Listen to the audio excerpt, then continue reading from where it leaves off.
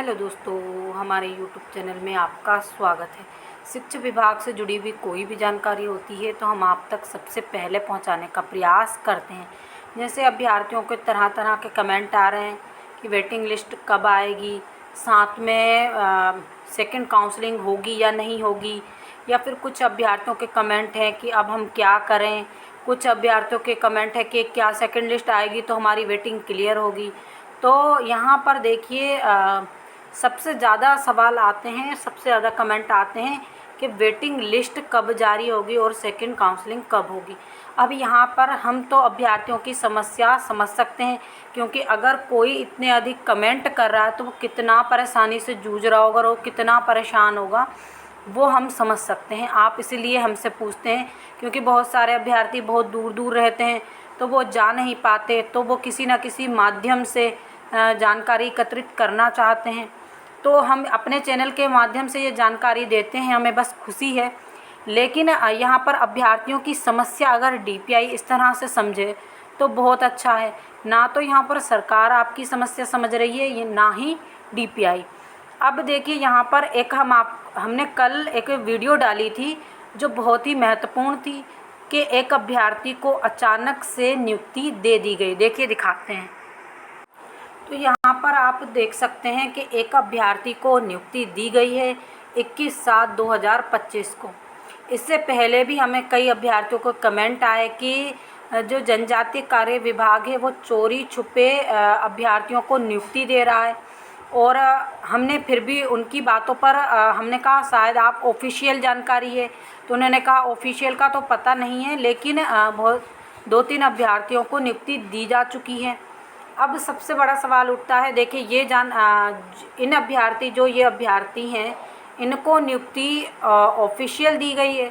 बाकी अभ्यर्थियों को तो हमें पता नहीं है, क्योंकि वहाँ पर जो जनजातीय कार्य विभाग है उन्होंने कोई भी ऑफिशियल नोटिस नहीं डाला या कोई भी आदेश नहीं निकाला। बाकी जो ये अभ्यर्थी हैं इनके लिए ऑफिशियल आदेश निकाला गया और ऑफिशियल ही इनको नियुक्ति दी गई। अब सबसे बड़ा सवाल ये उठता है कि इन्हें ऑफिशियल नियुक्ति दी गई तो ये चमत्कार कैसे होगा।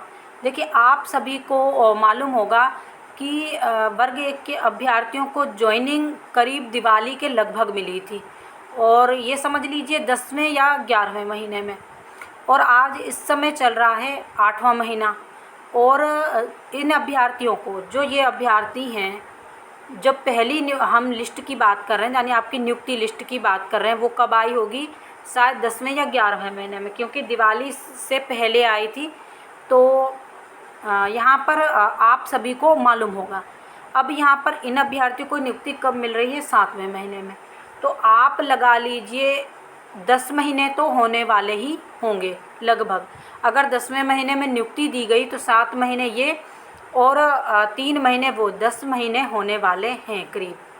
अब यहाँ पर सवाल उठता है, 10 महीने बाद एक अभ्यर्थी को कैसे नियुक्ति दी गई और कैसे ये लिस्ट जारी की गई। तो देखिए, क्या ये अभ्यर्थी, अब इनकी रैंकिंग देखते हैं हम। तो इनकी रैंकिंग क्या है? 13। तो 13 रैंकिंग कम होती है तो ये अभ्यर्थी हो सकता है बिल्कुल डेफिनेटली कि रिजेक्शन वाले अभ्यर्थी हों, क्योंकि देखिए इनका नाम तो पहले ऊपर ही रहा होगा, तो तब इनको विभाग ने नियुक्ति क्यों नहीं दी।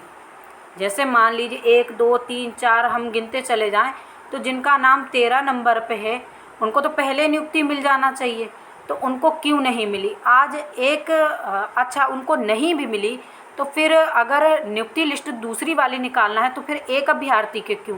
जितने पद केमिस्ट्री के बच्चे हैं उन सभी अभ्यर्थियों को, यानी 8-10 लोगों का नाम होना था, उस पर लिखा होना था, सेकंड काउंसलिंग की जा रही है, तो ये दोनों बातें क्यों नहीं हैं। यानी एक अभ्यर्थी को अगर उसकी कुल रैंकिंग 13 है तो वो डेफिनेटली पहली लिस्ट में आ गया होगा, क्योंकि विभाग ने इतने पद तो निकाले हैं। और अगर वो पहली लिस्ट में आ जाता है तो फिर उसका नाम अलग से क्यों? या फिर कहा जाए, अगर इस अभ्यर्थी का नाम आया तो इसके साथ दूसरे अभ्यर्थियों का नाम क्यों नहीं? या फिर जब ये लिस्ट जारी की जा रही तो ये क्यों नहीं बोला कि हमने सेकंड काउंसलिंग करवाई, तो ये क्यों नहीं? अब ये तो हो गए इतने सारे क्यों। लेकिन एक बात आप सोचिए, अगर ये अभ्यर्थी सीधे मतलब पहली लिस्ट के होते तो मान लीजिए आज आपके कितने महीने हो गए, 10 महीने, 10 महीने नहीं तो 7 8 9 जितने महीने आपको लगाना है लगा लीजिए। तो विभाग जब भी लिस्ट जारी करता है, नियुक्ति लिस्ट, वीडियो लंबा होगा लेकिन ध्यान से सुनिएगा, विभाग जब भी नियुक्ति लिस्ट जारी करता है तो केवल कितने दिन, जो भी मान लीजिए किसी अभ्यर्थी के डॉक्यूमेंट्स में अगर त्रुटि होती है, अगर वो त्रुटि सुधार के लिए या फिर किसी के डॉक्यूमेंट्स, जैसे मान लीजिए मूल निवासी उस वक्त तो आपने टिक कर दिया, अगर मूल निवासी बनवाना पड़े, आय जाति कुछ भी बनवाना पड़े, जैसे EWS अभ्यर्थी हो गए, SC ST, वैसे तो ये जर्नल के हैं लेकिन फिर भी अगर किसी को जाति प्रमाण पत्र भी बनवाना पड़े तो अधिक से अधिक 30 दिन का समय दिया जाता है, उससे भी अधिक 60 दिन का, और 90 दिन से आगे तो हाई कोर्ट और निचली अदालत भी समय नहीं देती। तो फिर ये अभ्यर्थी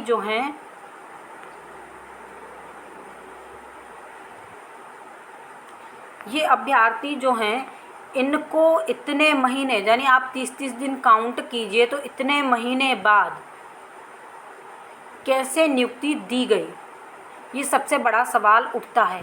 अगर विभाग ने सेकंड काउंसलिंग करवाई है तो उसके साथ एक लेटर जारी करना था कि हमने सेकंड काउंसलिंग की, केवल भले ही एक अभ्यर्थी के लिए की, लेकिन हमने सेकंड लिस्ट जारी कर दी, सेकंड काउंसलिंग करवा दी।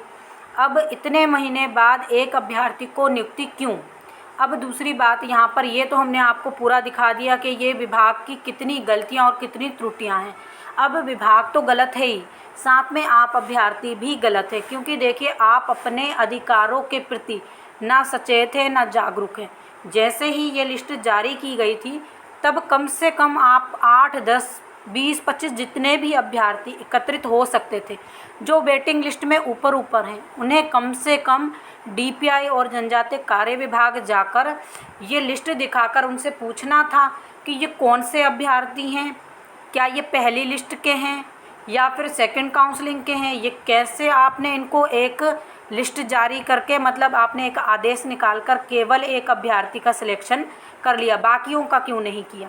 तो इस प्रकार आपको वहाँ पर सवाल उठाना थे, लेकिन कोई भी अभ्यर्थी, बस आप सोचते हैं घर बैठे हमारी सेकंड काउंसलिंग हो जाए, तो विभाग ऐसा करेगा नहीं, और आप ऐसे ही केवल कमेंट करते रहेंगे कि हाँ ऐसा हो गया, वैसा हो गया, ये हो गया, वो हो गया।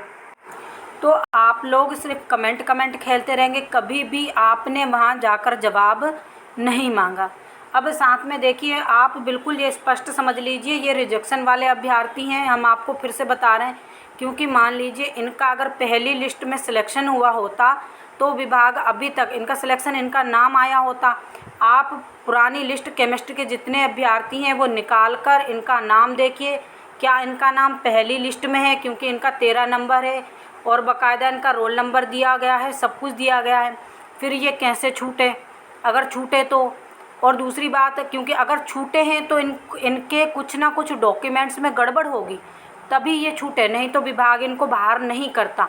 एक अभ्यर्थी के लिए अचानक से आदेश जारी कर काउंसलिंग नहीं की गई और इनको कैसे लिया गया। अब दूसरा सवाल हम आपको बताते हैं, 2018 की भर्ती में भी ऐसा ही हुआ था। विभाग क्या करता था, 5-5 6-6 अभ्यर्थी, यानी 5 अभ्यर्थियों की एक लिस्ट निकाल दी एक सब्जेक्ट की, फिर किसी दिन फिर 5, ये खासकर DPI करता था, और 5 अभ्यर्थियों की लिस्ट निकाल दी, किसी दिन 3 की, किसी दिन 8 की। तो इस प्रकार से उन्होंने धीरे धीरे करके जो रिजेक्शन में गए अभ्यर्थी थे उनको ले लिया। तो आपके साथ भी वही कंडीशन हो रही है, जितने भी अभ्यर्थी रिजेक्शन में गए उन सभी को एक एक करके विभाग किसी का ऑफिशियल जारी करके ले लेगा और किसी को बिना ऑफिशियल जानकारी दिए ही ले लेगा, और बाद में बोलेगा इतने ही पद बचे थे और ये पद हैं। तो सोचिए, अगर मान लीजिए आपकी सेकंड काउंसलिंग होती भी है तो फिर ये पद तो इन लोगों से भर जाएंगे। देखिए, मान लीजिए आप सभी आस लगा कर बैठे हैं कि सेकंड काउंसलिंग हो, कितने पदों पर हैं? 447 पद तो बाहर हुए थे DPI से, और 51 अभ्यर्थी बाहर हुए थे केवल जनजातीय कार्य विभाग से। तो एक बात बताइए, ये पद तो ये फिर से फिल कर देंगे, तो फिर आपकी सेकंड काउंसलिंग कहाँ से होगी? क्यों नहीं हो रही सेकंड काउंसलिंग? तो यहाँ पर यही हम आपको बताना चाहते हैं कि आप सभी अभ्यर्थियों को जाना चाहिए। कम से कम अगर मान लीजिए आप एक जाते हैं, आपको विभाग जानकारी नहीं देता, आप एक लिखित ले जाइए और साथ में आप सूचना के अधिकार के तहत वहाँ RTI लगाइए। आप अगर नहीं जा सकते तो वहाँ पर भोपाल में एक वकील कर लीजिए, वो कम से कम 1-1.5 हज़ार रुपये आपसे लेगा सभी लोग इकट्ठा करके। ये भी हम आपको सॉल्यूशन बता रहे हैं। वहाँ पर आप एक काले कोट वाले वकील को ले जाइए और वहाँ पर क्या होगा, वो 1-1.5 हज़ार रुपये ले लेगा और अपने इससे एक आवेदन टाइप करेगा। उसके बाद वो DPI को देगा और कहेगा हमारे मुवक्किल की तरफ से हम सूचना के अधिकार के तहत जानकारी चाहते हैं कि इन अभ्यर्थियों को नियुक्ति कैसे मिली, साथ में सेकंड काउंसलिंग कब होगी और कितने पदों पर होगी और वेटिंग लिस्ट कैसे जारी की जाएगी। जितनी भी जानकारी है आज हम आपको बता रहे हैं कि कैसे कैसे क्या करना है। बाकी प्रोसीजर तो पूरा आपको ही करना होगा। अब साथ में देखिए, अगर आप लोग नहीं गए तो विभाग तो वैसे भर्ती बंद करना चाहता है और जो 447 पद हैं, चलो अगर अदालत ने, मान लीजिए आपने हाई कोर्ट में केस लगाया, अदालत ने बचे हुए पदों पर अगर आदेश दे भी दिया कि सेकंड काउंसलिंग करवाइए, तो जब विभाग धीरे धीरे पद ही पूरे बंद ख़त्म कर देगा तो फिर सेकंड काउंसलिंग कहाँ होगी। विभाग लिस्ट निकालेगा और हाई कोर्ट के हाथ में थमा देगा कि साहब ये देखिए, ये इतने अभ्यर्थियों को हमने ज्वाइनिंग दे दी। अब देखिए यहाँ पर ऐसा होगा, मान लीजिए अब हाई कोर्ट ने एक लिस्ट बोला कि आपने कितने अभ्यर्थियों को लिया, कितने पद बचे। वो बोलेंगे बहुत कम पद बचे इसलिए हमने सेकंड काउंसलिंग नहीं करवाई, ऐसा बोलेंगे। तो हाई कोर्ट बोलेगा लिस्ट दे दीजिए, तो ये लोग लिस्ट निकाल कर ये लिस्टें दे देंगे। अब हाई कोर्ट के पूरे देखेंगे कि ये अभ्यर्थी पहले रिजेक्शन में बाहर हुए, ये तो सिलेबस से ऐसे जारी करेंगे 1 2 3 4 5 इस तरह से ये जारी करेंगे। मतलब इनका नाम तो जो बाहर हुए, जो देखिए पहले उनका सिलेक्शन हुआ, क्यों हुआ, क्योंकि वो मेरिट में थे। उनके ESB को थोड़ी ना पता था उनके डॉक्यूमेंट्स में गड़बड़ होगी। डॉक्यूमेंट्स में गड़बड़ तो DPI ने निकाली। अब उसको उनकी तो मेरिट के हिसाब से ज्वाइनिंग आना थी, वही लिस्ट उठा के वो दे देंगे कि हाँ हमने इतने अभ्यर्थियों को ज्वाइनिंग दे दी। तो यहाँ पर यही होगा, अगर आप सेकंड काउंसलिंग चाहते हैं तो फिर आपको विभाग जाना ही पड़ेगा। और सबसे अच्छी बात, अगर आप उनसे उलझना भी नहीं चाहते और कुछ भी नहीं करना चाहते तो अपने वकील को ले जाइए। वकील आपको सूचना के अधिकार के तहत, और दूसरी बात, जब आप वकील को ले जाएंगे ना तो उन्हें करेक्ट बिल्कुल सही जानकारी आपको बताना पड़ेगी। ये हमने किसी से पूछ के बताया है आपको बिल्कुल, चूँकि देखिए मेरी बहन भी एडवोकेट है, इससे मैंने पूछ के बताया है आपको, इसीलिए बता रही हूँ कि ऐसा करने से ऐसा होगा और इसका समाधान भी क्या होगा। तो इसी प्रकार से आपको पूरी जानकारी मिल पाएगी, क्योंकि देखिए अभ्यर्थी जाते हैं तो उन्होंने कभी भी उनको सटीक जानकारी देते नहीं हैं, या फिर वो खुद ही उनसे ऐसे उलझ जाते हैं, लड़ाई झगड़े के कारण अभ्यर्थी बेचारे बाहर आ जाते हैं। फिर कुछ अभ्यर्थी इतने वो होते हैं, वो सोचते हैं कि क्या कोर्ट केस में फंसना, अगली भर्ती के लिए हम तो लायक भी नहीं बचेंगे, विभाग बाहर कर देगा और लिख देगा कि ये ऐसा इनका चरित्र है, और कोई उलझना भी नहीं चाहता। एक काम ये भी रहता है, इसलिए भी क्या होता है अभ्यर्थी थोड़े ढीले पड़ जाते हैं। लेकिन अगर आप वकील को लेके जाएंगे, वो कुछ भी करेंगे तो आपको एक आपका सबूत, एक एविडेंस बन जाएगा। एक बात तो ये हो गई। दूसरी बात, उनको कानून के तहत आपको जानकारी देना ही पड़ेगी। और तीसरी बात, अगर आप नहीं गए तो जो बचे खुचे पद हैं तो वो भी हाथ से चले जाएंगे। ये डेफिनेटली हम बता सकते हैं अपात्र अभ्यर्थी हैं, आप सभी को जाना चाहिए। और जितनी भी जानकारी थी हमने पूरी आपको दे दी। अब जो भी आपको ठीक लगे अभ्यर्थी आगे कीजिए। जो सॉल्यूशन था वो भी बताया, जो बात रखना थी कि ये कौन से अभ्यर्थी है वो भी बताया, सब चीज़ें बता दी। बाकी अब करना आपको है। तो जो लोग हमारे साथ पहली बार जुड़ रहे हैं, प्लीज़ चैनल को सब्सक्राइब कर लीजिए, वीडियो को अधिक से अधिक लाइक कीजिए। लाइक बहुत कम आते हैं, साथ में शेयर इतना ज़्यादा कीजिए जितने भी अभ्यर्थी सेकंड काउंसलिंग के हैं वो सभी तक पहुंचना चाहिए, ताकि आप एकजुट हो सकें। बहुत ज़्यादा शेयर कीजिएगा तभी आपकी सुनवाई हो सकेगी। थैंक